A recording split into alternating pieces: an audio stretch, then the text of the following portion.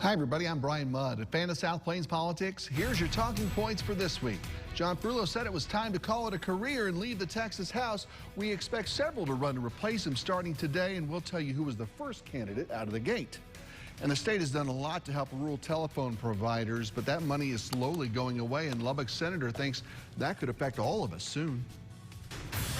From the studios of KMAC Television in Lubbock, your local election headquarters. This is Talking Points with Bryan Mudd. Thanks for being with us. Also, money everywhere. Government these days is a little like being on the Oprah show. You get $1 billion and you get $1 billion, and who knows how we're going to pay for all this. But let's face it, if someone hands you a big check, you're probably going to cash it, right? And that's the good problem for local governments that they have right now. Lots of money to spend from the federal coronavirus relief, lots of money to spend from the new infrastructure bill that just passed. Texas will get around $30 billion for everything from weatherization to public transportation. And if it seems like we're just playing with monopoly money here, well, we're not alone on that. Our Grace Morris went to check and see if this really is a check worth cashing.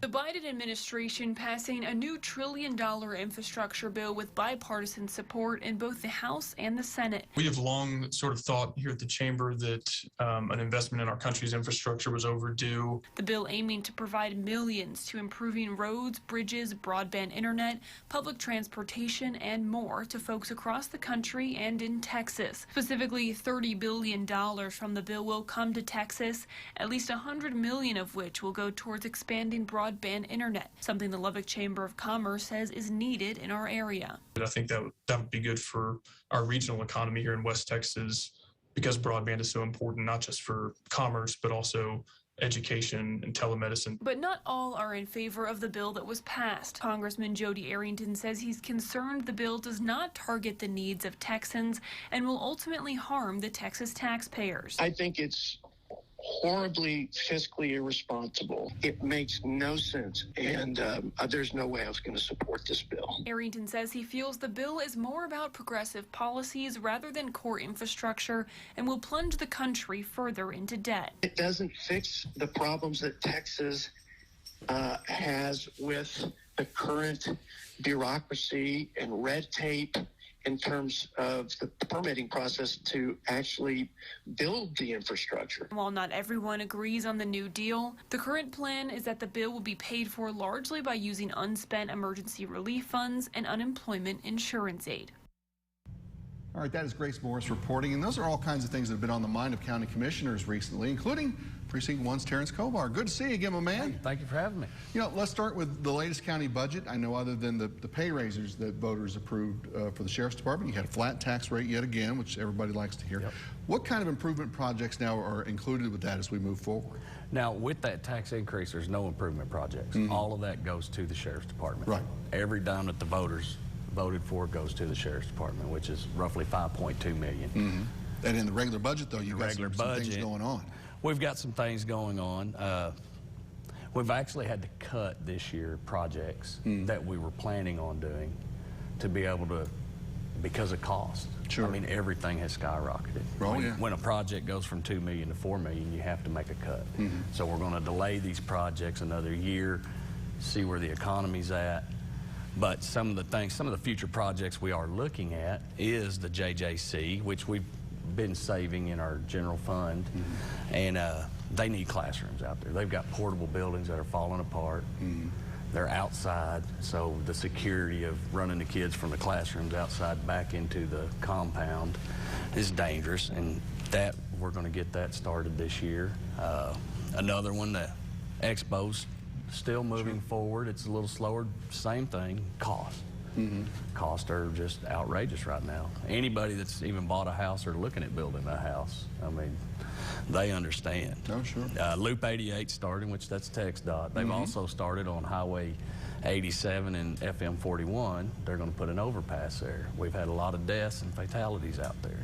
That's a lot of people will be interested in hearing that, because that, like you mentioned, we talk about that on the news all the time, dangerous area. It is very dangerous. But with this, now traffic is being rerouted, and they have to reroute it down other state highways, which is going to be FM 211 or downslide or 1585. Well, 1585 is about to start construction. Right. We have Indiana Road under construction, South Indiana, I'm sorry, under construction. And then you have that 41 project. And so there's a bottleneck there. And with the Cooper High School, the new Cooper High School, Precinct 1 Patience is growing. Yeah. Patience. Precinct 1 is not rural. You guys, there's a lot going on there. Let's face it there. I know you guys are going to start talking about federal ARPA money, yes. And that'll continue on, of course, later in this week. What or who now will fall under the county's responsibility for that? Where will your money be going, to what kind of groups, and where would you like to see some of the money go to? Right now, we don't have it designated going to anybody.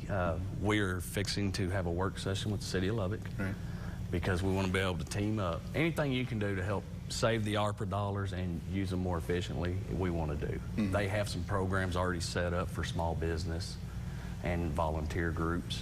So we're going to sit down with them and look at that. We're also looking at the diversion center, which is part of, in conjunction with the city and the state.